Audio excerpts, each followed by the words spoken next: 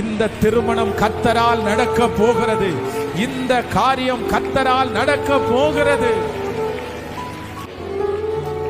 ஆண்டவரே, இது எப்படி ஆகும்னு நினைச்சுதானே வந்தீங்க? இது எப்படி நான் பண்ண போறேன்னு நினைச்சுதானே வந்தீங்க? யாராலையுமே முடியல ஆண்டவரே. எல்லாரும் ட்ரை பண்ணி தோற்று போயிட்டாங்க ஆண்டவரே. ஆனா ஆண்டவர் மட்டும் உங்க பக்கத்துல வந்து சொல்றாரு, அவர் ஒருவரால் செய்யக்கூடாது அதிசயமான காரியம் ஒன்றும் இல்லை. அவருடைய கரம் அதை செய்து முடிக்கும்.